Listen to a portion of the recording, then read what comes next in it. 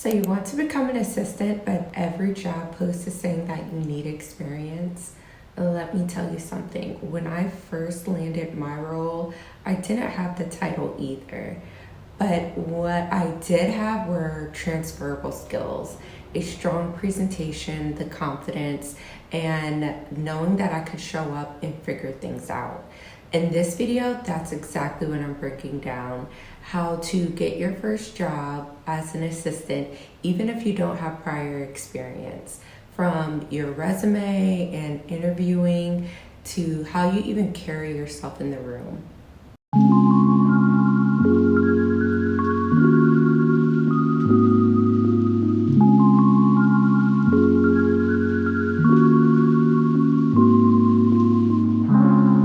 And if you're new here, hey, I'm Jessica. I'm an executive and personal assistant, lifestyle lover, and business owner. Here we talk about all things PA life, career glow ups, hot topics, and actually living a life you enjoy. So if that sounds like your thing, your vibe, stick around. So when it comes to applying for your first role, or if you've been in this position for a few years and you just want to branch out, try something new, I've definitely been there on both ends. I did not start off as an assistant, but I grew those transferable skills. I actually, maybe we'll get into that when it's like story time, how I actually started off working as a personal assistant versus the executive assistant. But I will definitely say tailoring my resume, where I positioned myself, my cover letter, and references. References are key, and we're going to be talking about that a little more, and I have my notes, so we're going to get right into it. Okay, number one will be how to tailor yourself on your resume. Now this is where I tend to lose people, because I think our biggest mistake as a whole, as people, is thinking that I don't have the title, so I can't apply. That is wrong. The thing you want to highlight the most will be your relevant skills. The skills that you've learned from the past, your personal experiences,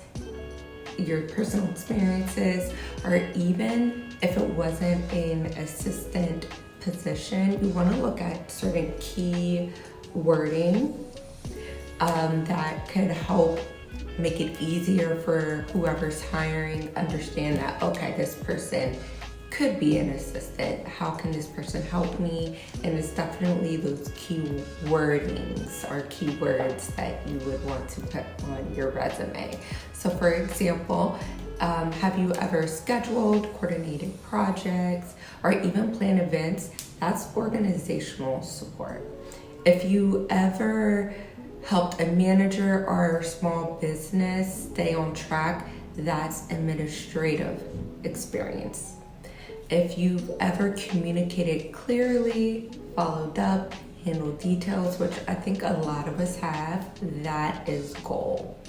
Now that being said, a few other things you'll want to mention are the tools that you use. If you use Google Docs, Google Workspace, Excel, if you're handy on any type of Microsoft platforms, you definitely want to list those skills, because these help you stand out. Even small skills, like for example, for me, I have sewing experiences. So that helped me get into the fashion world as well, helping small business owners that may have a fashion brand or what have you. They travel a lot. You can't tell me how many times where you may have to like hem something, or if you know how to properly steam a gown. Those little skills matter. They take you a long way. So any skills that you think that may not be,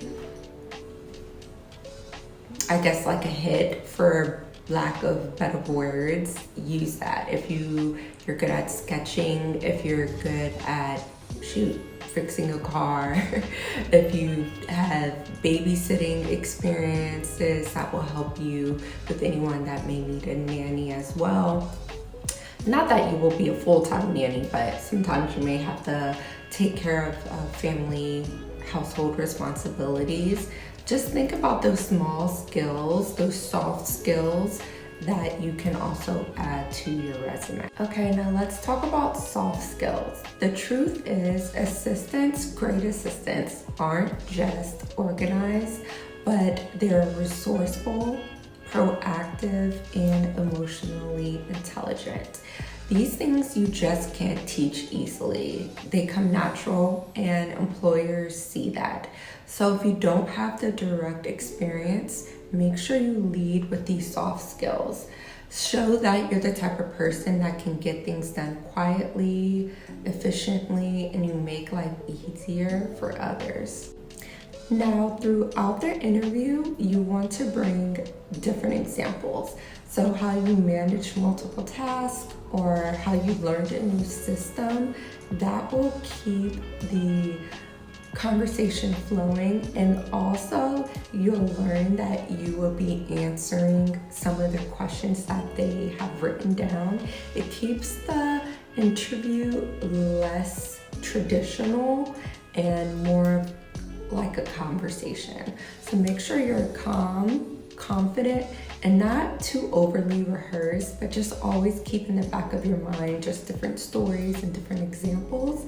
That way, it's not hard for you to answer those questions if they do give them to you.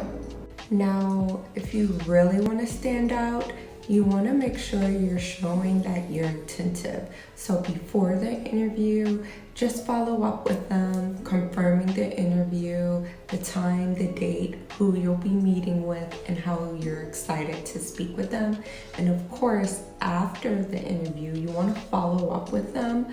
Other than that, you want to keep it very short, very thoughtful, and also during or even after the interview, you can offer a short paid trial if appropriate.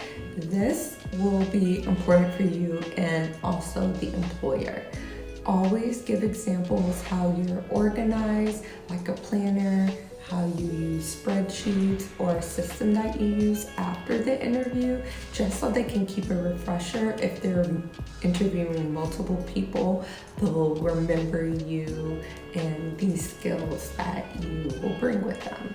So this little step will take you a long way. I can't tell you how many people that I've hired to replace me, or when I'm taking a long leave and may need to take in my steps, that they don't follow up before or after, but the ones that do really stick. Now, here's what I want you to remember. Everyone starts off somewhere. So the assistant role isn't just about the title, it's about building trust.